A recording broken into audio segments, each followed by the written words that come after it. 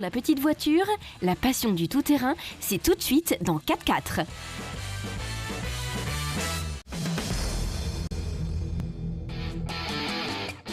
Nous sommes sur un ancien site de l'armée américaine à Bad Kissingen, au nord de la Bavière. Chaque année, cet endroit se transforme en lieu de rencontre des fans de tout-terrain de toute l'Europe. 200 exposants se présentent sur un espace grand comme 10 terrains de foot. Il y a de l'utile, comme ce Safari Land Cruiser. Ou de l'étrange, comme ce Land Rover. Et du très bizarre. Des jouets pour les grands garçons avec service bar sur le capot. En 2014, 55 000 visiteurs sont venus et les professionnels sont aussi nombreux pour conseiller la clientèle aventurière. Par exemple, au stand Road Ranger, le mot d'ordre de l'Amarok modifié de Volkswagen, Camp Pickup, la formule pour de la détente active.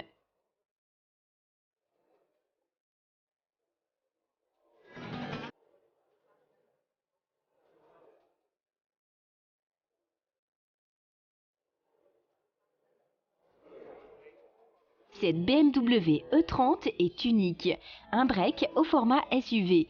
L'idée et le savoir-faire viennent de chez un spécialiste du 4x4, Holger Rehberg.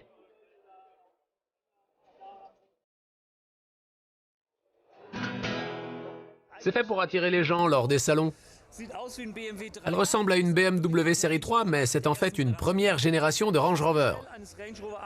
Nous avons couplé un châssis de Range Rover à la structure d'une BMW série 3. Nous avons comparé quelques données: empattement, largeur de voie et la position des portes.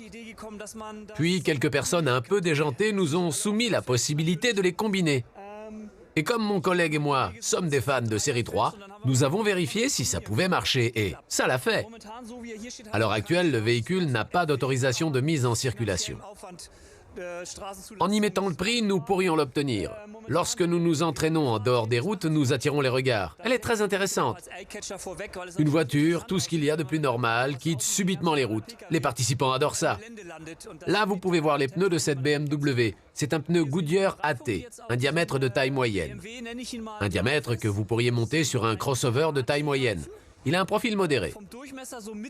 Les jantes et bien sûr les pneus ont dû être ajustés au châssis. Celui-ci est évidemment le châssis d'un Range Rover. C'est pourquoi les jantes devaient forcément être Range Rover. On peut bien voir sur les écrous et bien sûr sur le centre de roue que c'est une jante Range Rover de chez Dodge. Wir erinnern uns von einem Range Rover. Deswegen sind natürlich auch die Felgen von einem Range Rover. Man kann das hier sehr schön sehen an diesen Radmuttern und auch an der Abdeckkappe von der Firma Dodge, dass es sich um eine Range Rover Felge handelt. L'idée est bonne, ainsi que le look, mais c'est probablement insuffisant pour en faire un concept car chez BMW. Quelques mètres plus loin, le visiteur est invité à faire lui-même du tout-terrain. Land Rover a amené ici sa gamme entière de modèles. De la boue et de la crasse. Un terrain de jeu pour les grands garçons.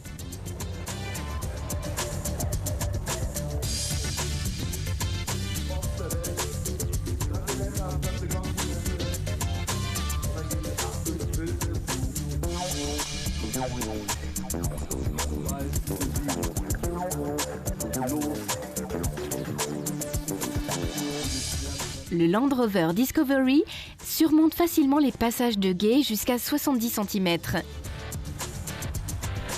Une garde au sol importante et de bons angles d'attaque la rendent apte à rouler sur tout type de terrain.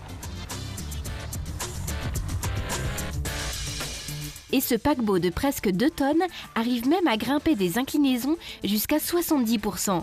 À part dans les contrées bavaroises, le Disco peut s'utiliser partout à travers le monde et se révélera toujours un compagnon fiable. En particulier en Inde, les marchés se tournent de plus en plus vers les pays émergents.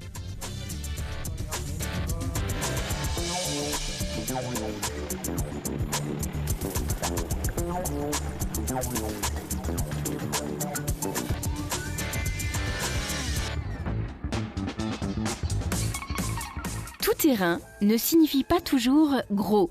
C'est ce que prouve cette candidate. La Panda 4x4 a montré depuis plus de 30 ans que même les petits modèles peuvent s'aventurer loin des sentiers battus.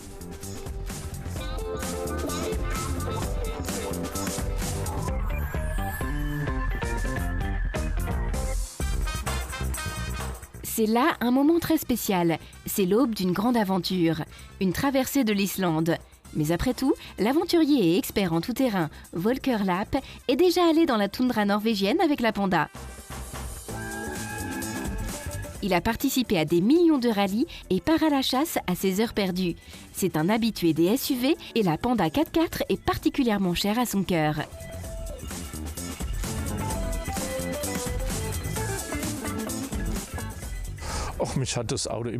J'ai toujours été fasciné par cette voiture. Je la trouve drôle. Et elle a beaucoup de ressources en tout terrain. Beaucoup plus que ce qu'on pense généralement. Nous en avons déjà transformé en voiture flottante. Avec la Panda 1, nous étions entourés de cargos dans le port de Hambourg. Les données de performance ne sont pas vraiment impressionnantes, mais la Panda d'Islande possède 5 chevaux de plus que sa cousine de série. Les indications de consommation proviennent du fabricant et en réalité, elles sont certainement plus élevées.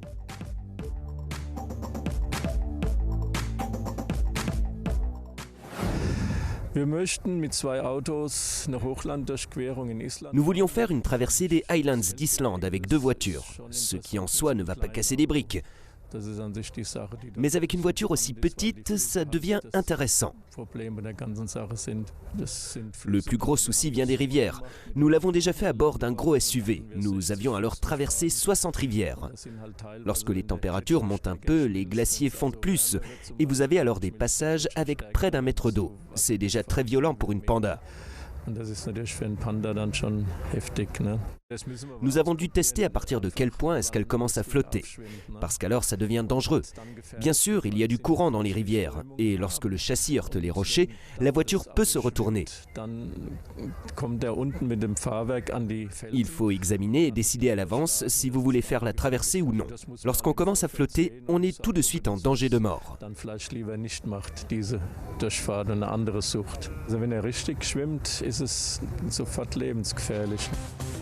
Bien entendu, l'attrait du danger est une motivation pour l'aventurier, mais il sait comment se sortir de situations épineuses. Nous équipons l'arrière de la voiture avec une corde et nous avons un véhicule d'assistance. Nous relions les 2 voitures comme ça. L'une est stable sur la berge et continue à avancer à la même vitesse que l'autre. Vous ne pouvez pas rester constant à cause des rochers sous l'eau. Il arrive parfois aussi que le moteur s'arrête et que la voiture stoppe net. Là, nous ne pouvons pas la sortir seule. Et vous ne pourrez peut-être pas entrer dans l'eau à cause du courant trop fort. Vous ne pouvez jamais prévoir à l'avance ce genre de choses. C'est pourquoi nous nous donnons l'opportunité avec ces cordes et le 2e véhicule de sortir la voiture de là.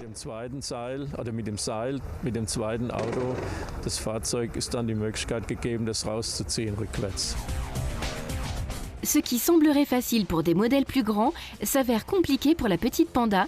L'Islande est pavée de pièges. Mais la petite possède un atout crucial par rapport à d'autres.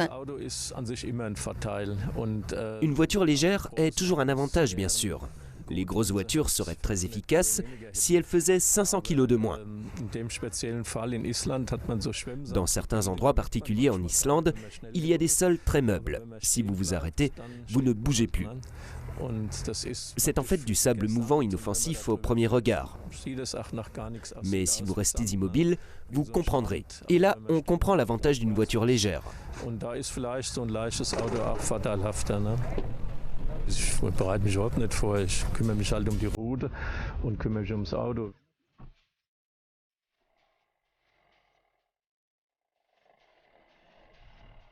Des sables mouvants, des passages de guet d'1 mètre et des conditions de terrain inconnues, c'est beaucoup pour une petite Panda. Mais avec autant de confiance en soi et dans la voiture, le voyage devrait être réussi.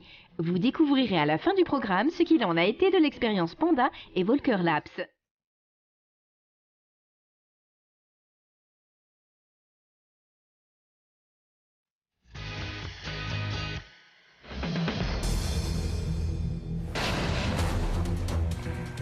Ce véhicule fait partie des plus extrêmes que nous ayons jamais rencontrés dans cette émission.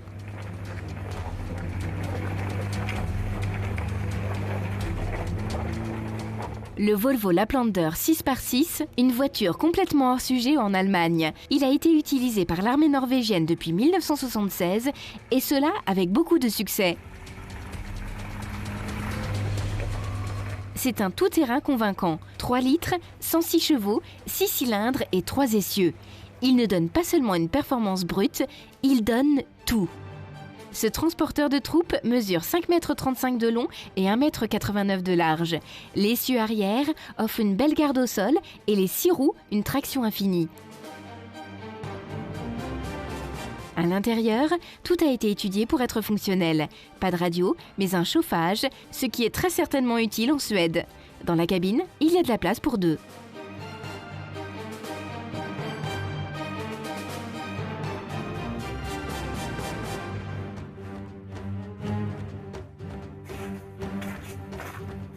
À l'arrière, il peut transporter jusqu'à 12 personnes qui devront se satisfaire de bancs en bois. Volvo, l'inventeur de la ceinture de sécurité, n'y a pas renoncé dans le Laplander.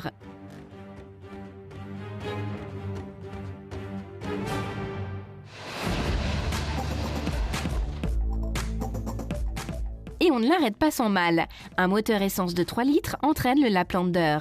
Ce n'est pas très courant pour un véhicule de cette taille, mais c'est justifié au regard des froids hivers norvégiens. En effet, le diesel devient très visqueux à basse température et pourrait obstruer le circuit d'alimentation de carburant. Il a tout ce que doit avoir un véhicule avec une transmission intégrale, essieu portique, blocage de différentiel avant et arrière. Tout roule sans accroc.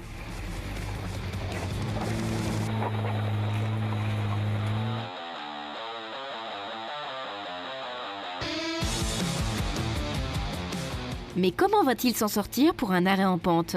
Le sol est mouillé, ce qui complique la manœuvre.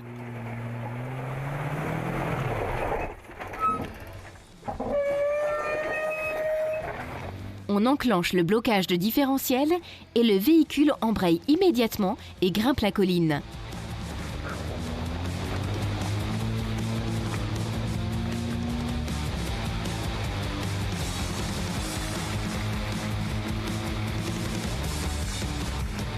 Même en descente, rien ne fait dévier le véhicule de 3 tonnes.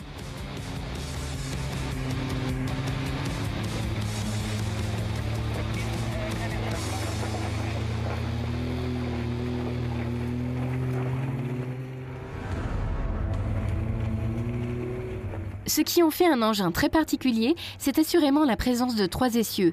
Il y a 2 avantages décisifs à avoir 6 roues. Le poids total du Laplander est de 4,5 tonnes pour 1,5 tonne de charge utile.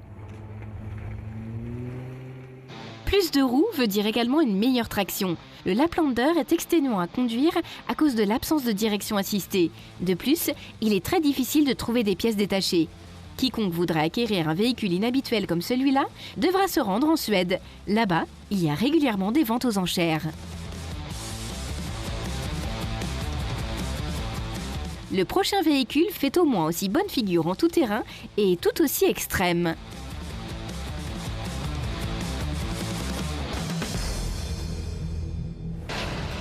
En 2015, Land Rover arrête finalement la production de l'emblématique Defender, mais avant cela, l'anglaise la joue avec cette version rallye pour montrer ce que le grand-père des tout-terrains est capable de faire. Les experts en rallye ont travaillé main dans la main avec Böhler. Ils ont boosté le moteur diesel 2,2 litres de 122 à 172 chevaux. Couple maximal 450 Nm. Et là, on peut s'amuser comme vous pouvez le voir. En plus de ça, les gens de Böhler ont remplacé tout ce qui était possible. Des roues extra larges de 18 pouces et des freins plus puissants pour le Defender. Le changement le plus important est à l'intérieur. Böhler a tout enlevé et y a encastré des arceaux de sécurité et des sièges baquets. Un petit volant et un levier de vitesse un peu raide ne seront pas suffisants pour exciter outre mesure les fans du Landy.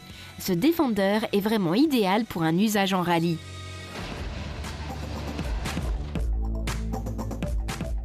Et c'est d'ailleurs là où il est utilisé le plus souvent. Le Defender Böhler Land Rover s'est lancé un défi, amener ses propres voitures de course en Grande-Bretagne. 15 de ces indestructibles Defender de rallye se présentent au départ de 7 courses différentes.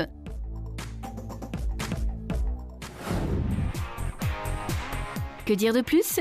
Rien en fait. Donc bouclez vos ceintures, accrochez-vous et c'est parti !